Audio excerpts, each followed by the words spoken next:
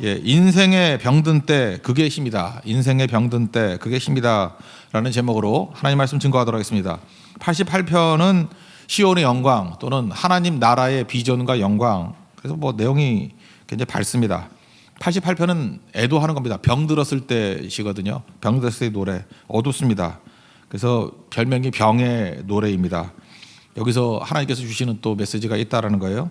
우리 차례대로 살펴보겠습니다. 첫 번째는 하나님 나라의 비전과 영광을 본다. 이게 87편이고 이게 되게 유명합니다. 1절부터 7절밖에 안 되는데 사람들이 되게 좋아하는 그 시편이기도 합니다. 특별히 1, 2, 3절을 보면은 그 저 멀리 보이는 나의 시온성 같이 멀리서 성전을 바라보는 거예요. 성전사를 바라보고 멀리서 가는 거예요. 1절이고 2절에는 성전 문을 들어가는 거예요. 문을 들어갔다가 그 다음에 이제 뭐 3절은 상상이 되죠. 성전 안에 들어가서 마지막 어디까지 들어가겠어요? 성소, 지성소까지. 지성소 위에 뚜껑에 시은자라 그러죠. 하나님 은혜가 임하는 자리, 그룹들이 이렇게 날개로 있는 거, 그 공간. 거기서 하나님 만나기를 원합니다라고 하는 것이 뭐 이스라엘 사람들은 다 하니까 이게 그림같이 나오는 거예요. 멀리서 문을 통과해서 하나님과 만나는 장면. 우리 1, 2, 3절 한번 그런 상상을 가지고 한번 읽어봤으면 좋겠습니다. 시작. 그의 터전이 성산에 있으며 여호와께서 야곱의 모든 거처보다 시온의 문들을 사랑하시는도다. 하나님의 성이여 너를 가리켜 영광스럽다 말하는 도다. 우리가 성전의 영광, 시온의 영광 또는 이게 천국이잖아요. 천국을 비유하는 거니까 천국의 영광, 하나님 나라의 영광이 뭐냐? 요한계시록 보면 천국이 어떤 곳입니까? 뭐 어떤 목사님 그러대 뭐 땅바닥에 길이 금으로 포장돼 있다고. 그래서 여기서 귀하게 여기는 것들이 천국 가면 바닥이라고 포장용이라고. 근데 뭐 그래서 천국이 좋나요? 나 뭐 금 별로 안 좋아하니까. 진주로 문 만들고 진주가 좋나? 진주로 문을 어떻게 만들어? 하여튼 그런 거 좋아요? 천국은 그래서 좋은 거라기보다는 천국의 진짜 영광은 뭐냐 하면은 모든 벽이 다 깨져서 모든 민족이 하나가 되는 게 천국이에요. 천국의 환상이거든요. 오늘 내용도 그거잖아요. 모든 민족이 하나가 되는 거. 나를 쳐다볼 때는 분열이 되잖아요. 그죠? 왜 그래요? 이 에고라는 게 자기를 위하여 그럴 때는 배타적이 되잖아. 나만을 위하여 되니까. 이웃이 사라져 버리잖아요. 그래서 자기중심적인 것은 이거는 반 천국적인 생각이에요. 이게 다 깨져 버리는 거거든. 근데 내게로부터 눈을 들어서 주님을 바라보게 될 때 하나님의 시각으로 바라보면은 모든 백성이 다 구원받는 거 아니에요. 그래서 구원의 역사가 나타난다. 요한계시록에 보면요, 7 나팔이 나오는데 요한계시록 곧 할 거예요. 나팔 나오는데 7째 나팔에 불 때 어떤지 보자. 요한계시록 11장 15절. 오늘 시선이라는 찬양 그 2절 후렴에도 나오대. 지상에 있는 이 세상 나라가 우리 주와 그의 그리스도의 나라가 되고. 그러니까 이걸 요한계시록에서 뭐래요, 그죠? 세상이 주의 나라가 되고 그의 나라가 되고. 그러니까 뭐 세상에 있는 모든 것들이 하나님 나라에서 하나가 된다 그런 뜻이에요. 그게 7째 나팔 불 때의 환상. 그렇다라는 것입니다. 여기 보면은 5개의 나라가 나오는데 라합이라는 것은 애굽에 대한 애칭이에요. 라합, 애굽은 어떤 곳입니까? 옛날부터 대적. 그다음에 바벨론은 어떤 나라예요? 현재의 대적. 블레셋은 어떤 나라예요? 항상 있는 대적. 이름 재밌게 붙였죠. 예. 두로는 뭐예요? 바로 옆에 있으니까 약간 떨어진 대적. 그다음에 구스는 어디? 이디오피아니까 잠재적인 대적. 지금 대적이 아니지만 구스라는 이디오피아가 이스라엘이 쳐들어왔을 때가 역사상 제가 기억하기는 한 번 내지 2번이에요. 그러니까 잠재적인 대적이에요. 그죠? 그러니까 이게 대적들을 얘기하는 거거든요. 이런 대적들이 거기서 나왔대. 시온에서. 그러니까 뭐예요? 예배를 통해서 영광을 통해서 하나가 되었다 그런 거예요. 그리고 그다음 얘기하는 게 뭐예요? 이 사람 저 사람이 거기서 나왔다. 그러니까 예배드린 그곳에서 한꺼번에 나왔다. 우리도 선교할 때 예배 드릴 때 그러지 않습니까? 각 나라, 우리 많이 모일 때 한 4나라, 5나라 모여가지고 이게 다 피부 다르고, 그죠? 국적 다르고, 말도 다르고 하는데 같은 아버지 안에서 한 찬양을 부를 때, 야, 이게 천국이구나, 이런 걸 느끼게 돼요. 그죠? 대만 같은 데서 연합 예배 드릴 때나 뭐, 네팔도 그렇고. 참 연합 예배가 되게 중요한 것 같아요. 천국에 대한 축소판이에요. 그죠? 이 나라, 저 나라 사람들이 여기서 모였다 하리라. 뭐 4절, 5절 한번 읽어볼까요? 시작. 나는 라합과 바벨론이 나를 아는 자 중에 있다 말하리라. 보라, 블레셋과 두로와 구스여 이것들도 거기서 났다 하리로다. 시온에 대하여 말하기를 이 사람 저 사람이 거기서 났다고 말하리니 지존자가 친히 시온을 세우리라 하노도다. 그러니까 하나님 나라의 표준이 뭐예요?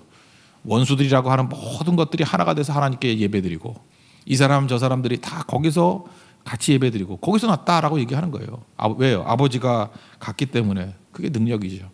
그래서 결국 하나님 나라의 환상, 하나님 나라의 비전을 이루기 위한, 하나님의 영광을 이루기 위한 것들이 뭐예요? 선교하는 거예요. 선교 왜 이런 비전이 어디 있어요?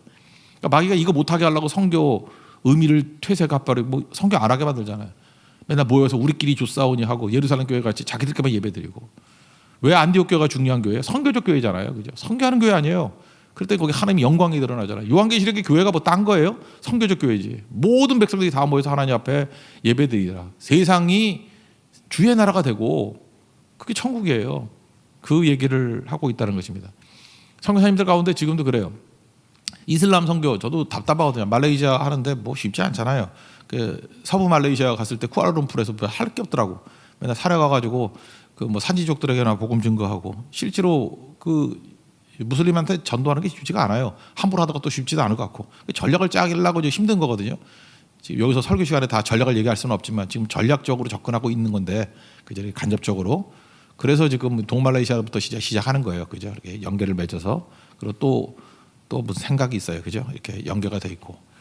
근데 제가 최근 들어서 이렇게 좀 충격받았던 게 뭐냐면 터키 선교사님인데 김요한 선교사님 그 부부인데 김미란 선교사님 이 부부예요.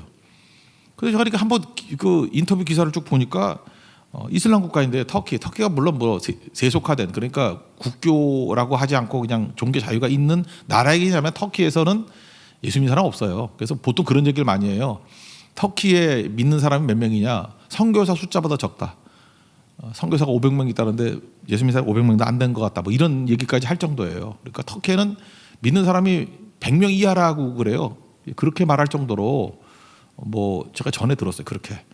근데 여기서 눈이 확 띄는 게 뭐냐 하면은 김요한 선교사님이 노방전도를 했대요. 노방전도를. 아니 어떻게 터키에서 노방전도를 해? 그래서 노방전도를 어떻게 했냐 했더니 3번이나 잡혀갔대요. 잡혀가가지고 두들겨 맞기도 하고 뭐. 근데 이분이 3번 이게 투옥되기도 하면서도 그 한 최근 그 얘기를 들어보니까 그게 법의 대법원까지 올라왔대요. 터키 대법원. 거기서 이겼대요. 헌법에 그 종교 자유가 있다고 하면서 무죄다 이렇게 얘기를 했대요. 이분이 이렇게 3번이나 싸우는 모습들을 통해서 그 터키 대학생 가운데 한 애가 그 아흐만이라는 애, 아흐만. 얘도 이제 이렇게 나도 믿는다라고 한 거예요. 그래서 노방전도 같이 동참한대요. 그렇게 됐대요. 그러니까 걔도 또 데려다가 얻어 터주고. 법이고 뭐고 없죠. 그냥 잡아다 패고. 근데 그 때리는 경찰이 너 왜 웃냐 그러더래요. 그랬더니 예수님이 당한 고난과 같이 나도 고난 당하기 때문에 그렇다. 여러분 한번 이거 터키 김요한 선교사님 그 뭐 이렇게 인터넷 같은 데 있을 거예요. 좀 찾아서 한번 보십시오. 그 뭐 이렇게 간증한 내용도 있고 한데 그 참 도전이 되더라고요. 저도 상상도 못했고 저도 이렇게 잘 못해봤던 것들을 봐서 한 번쯤 이게 보고 싶어요. 그렇죠? 이게 하나님께서 이분에게 주신 이런 은사들과 믿음의 능력들 참 본받고 싶기도 하고 그런 게 있어요. 그죠? 그러니까 이게 하나님께서 일하시잖아요. 이거 하나님이 하신 거지 우리가 한 거예요? 또 하나가 뭐냐 하면 저는 가보진 않았어요. 이란이라는 나라가 뭐 호메인이 있고 뭐 어떤 그 극단적인 국가 아니에요. 그죠? 그 두 파가 있잖아요. 수니파하고 시아파. 수니파 그러면은 사우디아라비아를 중심으로 해서 수니파 외우기 쉬워요. 수가 많다가 순이에요. 수니파. 네, 수가 많다. 거의 한 90%가 수니파야. 시아파는 알다시피 좀 세죠. 예. 시아파는 이렇게 외우면 돼요. 이란이 옛날 이름이 뭐였어요? 페르시아잖아요. 그래 페르시아에 있는 파가 시아파예요. 시아만 빼면 되잖아. 이렇게 말해도 못 외워주면 여러분들 죽어야지 진짜 그죠? 그래서 수니파가 다수고 약간 온건하고 시아파는 소수지만 좀 극렬하고 그런 느낌이 들죠. 그러니까 그 페르시아니까 이란이 시아파라고 시아파. 근데 거기서 부흥이 일어난대. 제가 토픽을 보니까 토픽 아니 기독교 그 잡지 이런 데 보니까 찾아보세요. 300만 명이 믿는데 300만 명이 지금. 이란에서 그 선교사가 한 거 아니에요. 주님이 직접 하신 거예요. 어떻게 그런 일들이 막 벌어져요? 그리고 제가 최근에 또 하나의 기사를 봤어요. 봤더니 독일 교회가 요즘에 부흥을 한대. 그래서 웬일이야 얘네들이 유럽에서 부흥한다는 소리는 처음 들어봤는데 독일이 왜 그래? 그래서 봤더니 그 이란의 많은 망명객들이 이민자들이 독일에 이민 가 있대요. 독일에. 근데 이란 사람들이 독일에 이민을 가서 거기서 기독교로 회심을 해서 그들이 또 독일 사람을 전도한대. 나 진짜 머리가 띵할 정도예요. 그죠? 이런 거를 우리 인간이 계획을 세운 게 있습니까? 없어요. 하나님이 하시는 일이라고. 이게 하나님 나라의 영광과 비전이에요. 우리 잊지 마십시오. 우리가 하는 거 아니에요. 우리는 청직이잖아요. 우리 사도잖아요. 주님이 다 준비해 주시고 다 준비해 놨어요. 그죠? 12명 보낼 때, 70명 보낼 때 뭐 전대, 뭐 지갑, 신발 없이 가는데 부족함이 있더냐? 없습니다. 우리도 그래야 돼요. 부족함이 있더냐? 없습니다. 내가 가라 그러면 준비 다 해놨으니까 가라 그런 거지. 가라. 이란도 하나님이 전도한 거예요. 중국도 마찬가지예요. 중국 막혀 있을 때 누가 뭐 선교사가 전도했어요? 하나님이 직접 전도한 거지. 거기서 믿는 사람이 1억 넘게 나온 거지. 이란도 그렇고. 선교사가 가서 된 게 아니에요. 그죠? 이미 다 돼 있는 거 가가지고 이렇게 좀 조직해 주는 게 선교사가 들어가서 하는 거지. 하나님이 하신다고요. 독일도 마찬가지고. 그러니까 우리가 할 일은 뭐예요? 겸손함을 가지고 주님 부르시면 가겠습니다라고 하는 그런 사도적인 자세, 보내심을 입은 자의 자세, 이것만 있으면 된다는 것입니다. 그런 의미에서 이거 선교 비전입니다. 하나님 이 시편 87편의 비전이 우리 비전이 되기를 원합니다. 수를 센다라는 것은 이스라엘적 개념이에요. 다 안다 그런 뜻이고요. 그래서 거기서 할 일이 뭐냐면 찬양하면 안 되고 우리 같이 율동을 해요. 막 춤추고 하는 거. 그래서 이런 꿈들이 우리 말씀이잖아요. 믿고 순종하고 나가면 현실이 될 것입니다. 우리 6절과 7절 읽겠습니다. 시작. 여호와께서 민족들을 등록하실 때는 그 수를 세시며 이 사람이 거기서 났다 하시리로다. 노래하는 자와 뛰어노는 자들이 말하기를 나의 모든 것이 내게 있다 하리로다.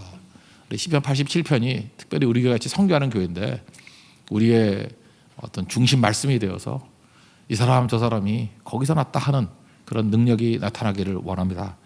88편은 또 분위기가 반전이 됩니다. 이거는 탄식시인데 처음부터 마지막까지 반전이 없어요. 뭐 이렇게 나중에 탄식하다가 찬송하리로다 하나님이 도우셨다 응답했다 뭐 이렇게 뒤집히는데 이게 안 뒤집혀요.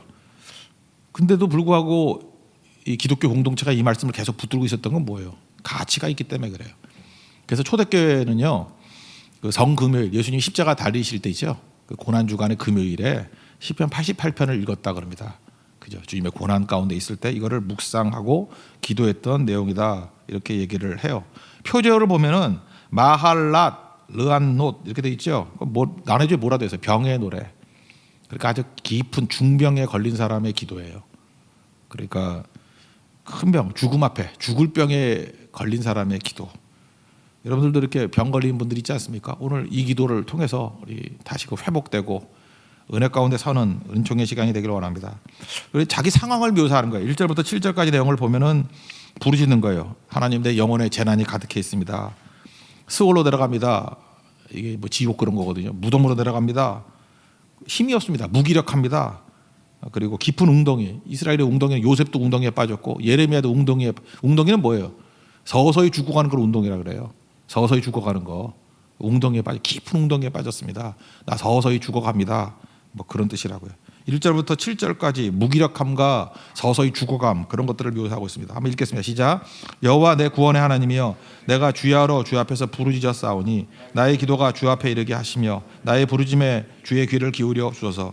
물론 나의 영혼에는 재난이 가득하며 나의 생명은 스올에 가까워 싸우니 나는 무덤에 내려가는 자 같이 인정되고 힘없는 용사와 같으며 죽은 자 중에 던져진 바 되었으며 죽음을 당하여 무덤에 누운 자 같으니이다. 주께서 그들을 다시 기억하지 아니하시니 그들은 주의 손에서 끊어진 자니이다.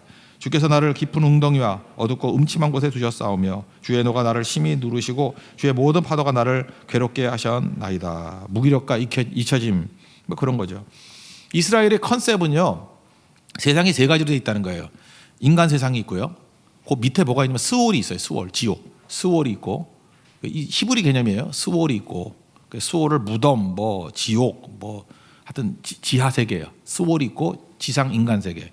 그다음에 위쪽에 하늘, 신적 세계가 있다. 이렇게 세 개로 나눠져 있어요. 근데 이제 어떻게 생각하느냐면 인간이 산다는 게 뭐냐면 양쪽에 다 힘이 있다라는 거예요. 그래서 지하로 끌어당기는 힘이 있다는 거예요. 우리 그런 거 느끼죠. 사람에게는요 죽음 본능이 있습니다. 그래서 뭐 할 때마다 죽고 싶어. 그러지 않아요? 안 죽고 싶으니까 뭐 이렇게 막 너무 기뻐도 죽고 싶어. 너무 맛있어도 맛있어 죽겠어. 막 이러잖아요, 그죠? 안 그래요? 뭐 힘들어 죽겠어. 그 우리만 있는 거 아니에요, 그거. 이렇게 죽겠다라고 말하는 표현들은 되게 많아요. 그 각 나라마다. 그러니까 이 스월에서 자꾸 잡아당기는, 그러니까 그 믿지 않는 사람들은 그래요. 그 무로 돌아가고 싶은 욕망이 있대. 없을 무로 인간이. 그래서 하강의 힘이 있다는 거. 하강의 힘. 그걸 이제 영적 중력이라고. 중력. 반면에 이제 하늘을 바라보고 하나님께서 이렇게 이끌어 가시는 이 힘이 있다. 하늘의 힘이 있다는 거예요. 그건 뭐예요? 상승의 힘. 그 하강의 힘과 상승의 힘이 팽팽하게 유지하는 게 이 세상이라는 거예요. 이걸 이제 많은 그 히브리 학자들이 얘기하는, 하나는 중력이라고 표현하고 하나를 은총이라고 그래요. 은총. 하늘에서 끌어당기는 힘을 은총, 은혜, 은총의 힘, 하나가 중력의 힘. 이 힘 속에서 결국은 지금 1절부터 7절까지가 중력의 힘이 작동하는 거예요. 영적 중력의 힘. 내가 막 끌려갑니다. 땅 속으로. 죽음으로 끌려갑니다. 근데 말은 안 하지만 여기서 뭘 기대하고 있는 거예요? 하나님의 은총의 힘을 침묵 속에 기대하는 거예요. 하나님의 또 힘이 있잖아요. 살려주세요가 뭐예요? 이걸 상세할 때보다 남을 은총의 힘을 구하고 있는 거예요. 저는 이런 비슷한 사람의 책을, 이게 양쪽, 이 중력과 은총의 힘의 팽팽한 긴장 속에서 쓰여진 책 하나를 알고 있습니다. 스카펙이라고 있죠. 스카펙. 42살에 쓴 책이에요. 아직도 가야 할 길. 명작이죠. 이건 뭐 우리 교회 성도쯤이라면 다 한 번씩 읽어봤을 거예요. 그죠? 아직도 가야 할 길. 이게 명작 중에 명작이에요. 이번 여름에 한 권을 읽으라고 하면 난 이 책 읽으라고 그럴 거예요. 아직도 가야 할 길. 이거 목사님들이 잘 읽으라고 안 그래요. 왜냐하면 성도들이 다 읽으면 설교할 때 싸워볼 게 없어. 그러면 알겠죠. 예. 그 정도로 좋은 책이에요. 아직도 가야 할 길. 정신과 의사가 쓴 거거든요. 42살에 썼어요. 근데 이 책이 왜 재밌느냐 하면은 이 책을 쓰기 시작할 때 이 사람은 불교신자였어요. 서양 사람인데 불교신자예요. 참 웃기죠? 불교신자예요. 그래서 환자 임상 보고를 하면서 불교신자로 시작을 하는 거예요. 그래서 1장이 어떻게 되는지 알아요? 인생은 고해다. 삶과 진리 가운데 가장 위대한 진리가 뭐냐? 인생이 고해라는 것이다. 그러면서 소개를 하게, 석가모니는 4해가 있는데, 4가지 바다가 있는데 그 중에 가장 힘든 바다가 고해라 그랬다. 이러면서 시작을 해요. 그래서 무슨 불교 경전 있는 것 같이 시작을 해. 이때 불교신자였어요. 스카펙이 불교신자였다고. 그러면서 많은 환자들을 보면서 그들이 이게 변화되는 모습을 보면서 마지막 장이 뭔지 알아요? 은총을 기다리며. 불교신자를 시작해서 마지막 장이, 마지막 그 전체 그 4부가 은혜의 장이에요. 근데 그 중에 마지막이 은총을 기다리며. 마지막 장이 은총을 기다리며요. 은총은 우리에게 오는 거라는 거예요. 정확하게 은혜를 깨달았죠. 내가 찾는 게 아니고, 불교를 시작해서 찾는 거 아니에요. 은총은 내게 오는 거다. 그래서 뭐 요약해서 은총 주시는 분을 뭐냐? 나는 그걸 하나님이라고 부르겠다. 이렇게 얘기를 해요. 하나님에 대한 고백이 나와요. 드디어 마지막에. 나는 그분을 하나님이라고 말하겠다. 그리고 하늘로부터 새로운 삶의 새로운 은혜를 부여받은 사람이 느끼는 첫 번째 감정은 무척 놀란다.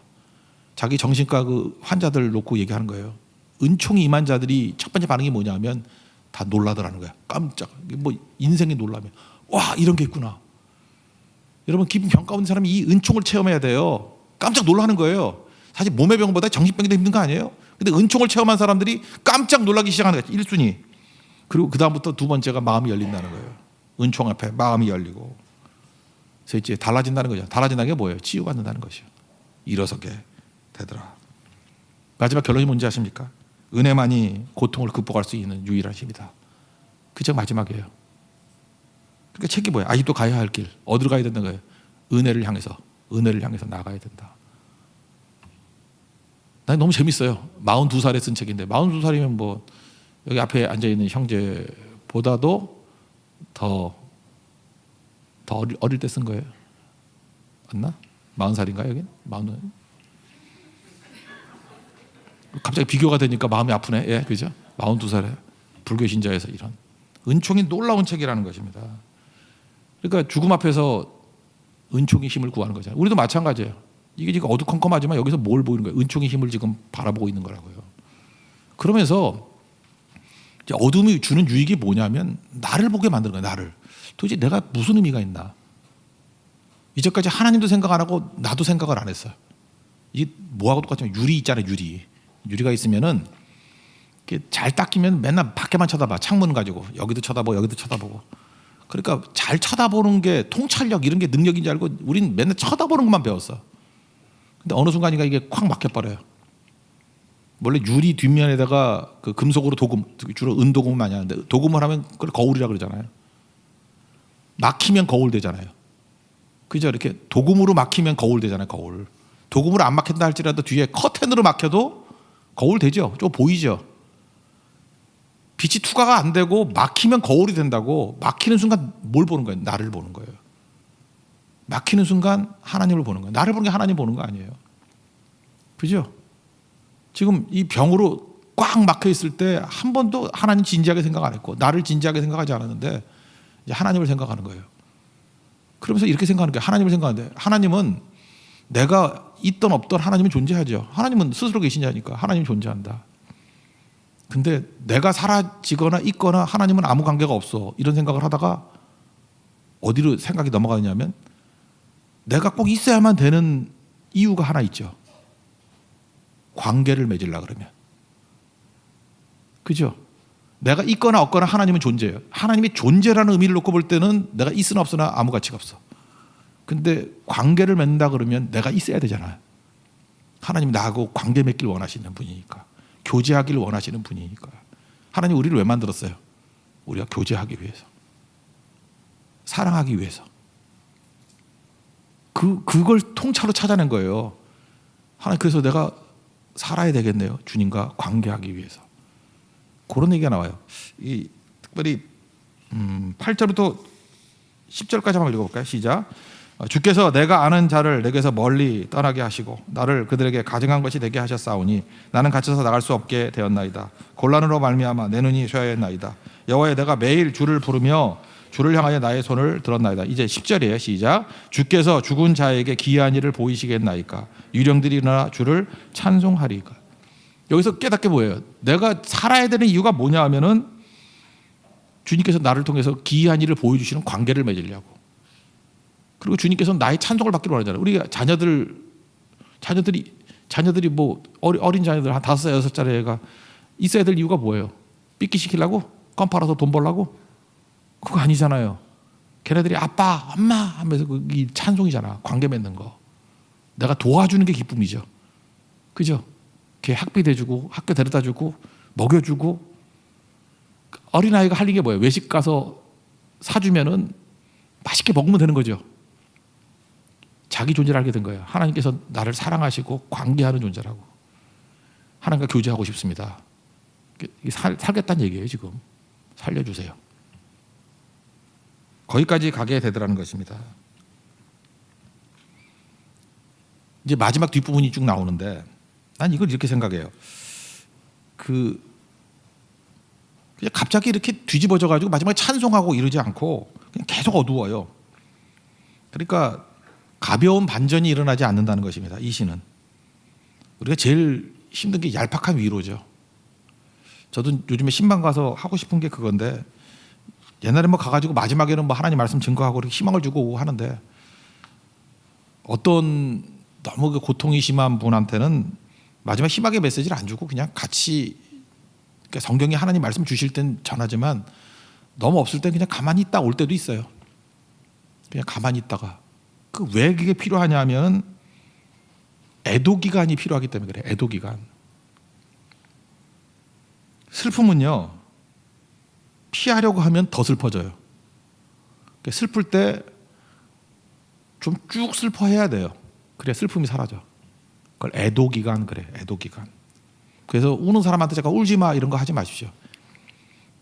울어야 돼요. 충분히. 제 앞에 앉아 계신 저 집사님이 젊은 시절에 굉장히 많은 여자를 만났던 분이라고 그러십니다. 그래서 저한테도 많은 조언을 해주고 그런 조언이 아니라 뭐죠? 들어보세요. 다 쓸데없는 얘기인데 근데 가끔 남는 얘기가 좀 있어요. 뭐라 그러냐면은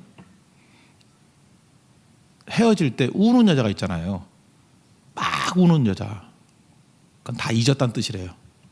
막 울면서 헤어진 여자는 다시 연락 안 온대요. 왜냐면 막 울면서 이제 다 정지가 끝난 거야. 다 울면서.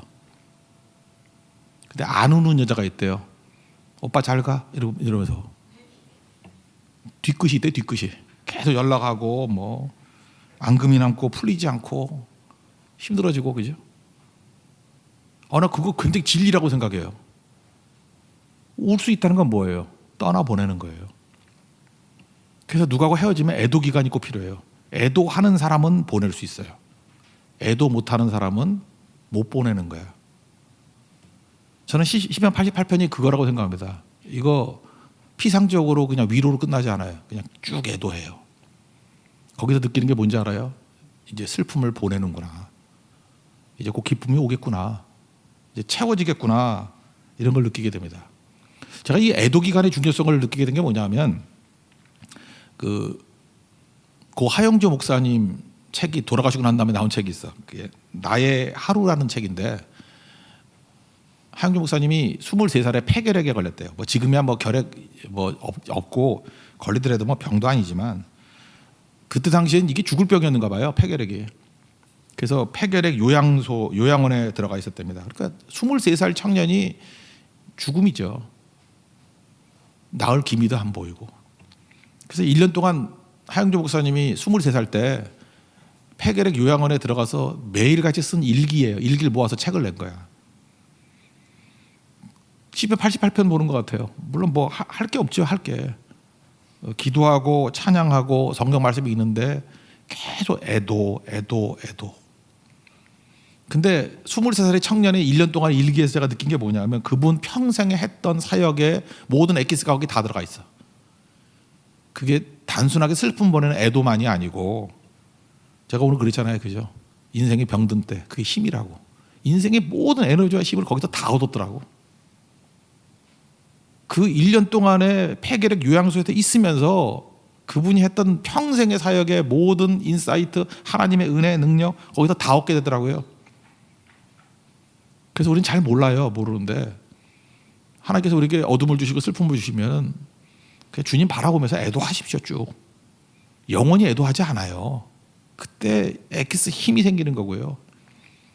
애도하셔야 죄도 보내고 떨쳐버릴 거 다 떨쳐버린다고. 애도 없이 어떻게 떨쳐보내. 울지 않으니까 맨날 끼고 있는 거지. 울어야 돼요. 막 울어야 돼. 막 울어야 돼. 울면 보낼 수 있어요. 그래서 어떤 딸이 시집을 가는데 그 아버지 어머니가 울어야 돼. 울어야 딸 보내지. 우는 부모님들은 잘 보내. 안 우는 분, 쌩쌩 웃는 분들은요 사위 괴롭혀. 맨날 옆집 가서 찾아 있고 맨날 딸 끌고 와서 어디 뭐 가 있고 그 중간에 끼어가지고 결혼 생활이 안 되게 만들잖아요. 우리에게 필요한 게 애도라는 거예요. 88편이 나오는 게. 그게 힘이 되기도 하고 보내기도 하는 것이 되고 그것이 빵 막혔을 때 거울이 돼가지고 나를 보기도 하고 하나님을 만나기도 하고 그렇게 보니까 88편은 위대한 시편이에요. 이건 정말 보통 깊이의 시편이 아니에요. 이거 하나님의 지혜가 담겨있는 시편이라고. 오늘도 여러분 이 세상 가운데 어둠 속에서 이렇게 하강의 힘이 우리를 끌어당기는 것 같이 보일 때 지금 여기 예배드리고 여기 와 있잖아요. 그렇게 힘들었는데 지금 새벽에도 나왔잖아요. 그렇게 힘들었는데 지금 여기까지 와 있잖아요. 지금 기도하러 나왔잖아요. 이게 뭐예요? 은총의 힘이 있습니다. 믿습니까? 은총의 힘이 여기까지 오게 만든 거예요. 이제 다시 은총의 힘을 붙들고 날아오르는. 그래서 이때의 이 어려울 때의 힘을 가지고 평생에 우리 3전체를 뒤집어 버리는 하나님 은총의 사람이 되는 축복이 임하기를 기원합니다. 자리에서 일어나겠습니다. 은혜 아니면 살아갈 수 없는 찬양하겠습니다. 은혜 아니면.